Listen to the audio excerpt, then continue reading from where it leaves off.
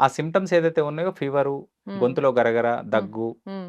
Same మనకి గతంలో ఉన్న ఆకలేయటము, లేదా నీరసం ఆకలేయడము రావటం ఒక 10 ఒక్కసారిగా. సిమ్టమ్స్ పెట్టారు వాళ్ళు. హ్మ్. సేమ్ అవే సిమ్టమ్స్ ఇప్పటికి కూడా కొనసాగుతున్నాయి. ఓకే. ఇంకోటి కూడా పెద్దవాళ్ళలో ఏదైతే రెస్పిరేటరీ ఇన్ఫెక్షన్స్ ఉన్నాయో హ్మ్. 20% రెస్పిరేటరీ ఇన్ఫెక్షన్స్‌కి కోవిడ్ కారణము. హ్మ్.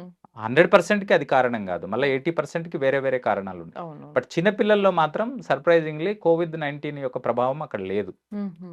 So, okay. ఇది కాబట్టి ఇప్పుడు చిన్న పిల్లలు వాళ్ళు పెద్దగా భయపడే అని పరిస్థితి లేదు. అని లేదు. అండ్ పెద్దవాళ్ళు గూడా ఒక 20% గానీ ఎక్కువగా ఆ! అందరూ అంతే అని అందరికీ అది చెప్పలేం. ఎఫెక్ట్ అయ్యే పరిస్థితిలో గూడా లేదది. రైట్. సో, మోడరేట్ ఏజ్ ఉన్న వాళ్ళకి ఇంకా కొంచెం రిస్క్ తక్కువే అని చెప్పొచ్చా సార్? అదే. ఇప్పుడు మీరన్నట్లు కోవిడ్-19 అయినా, నిజంగా జలుబైనా ఇప్పుడు మీరు చూసినట్లయితే ఐసీఎంఆర్ అనేది మనకొక డేటా మెయింటైన్ చేస్తది. హ్మ్. ఐసీఎంఆర్ గూడా ఏం చేస్తుందంటే, మన దేశంలో ప్రసరించేటటువంటి వైరల్ ఇన్ఫెక్షన్స్ ఏదైతే ఉన్నాయో, హ్మ్. శ్వాసకోశ సంబంధిత ఇన్ఫెక్షన్స్, అది ఇన్‌ఫ్లుయెంజా గావచ్చు, తర్వాత ఆర్ఎస్‌వి అనేది చిన్న పిల్లల్లో గావచ్చు, హ్మ్. రీసెంట్‌గా మనకి హెచ్ఎంపీవీ అనే వైరస్ వచ్చింది. హ్మ్. అది గూడా. అవును.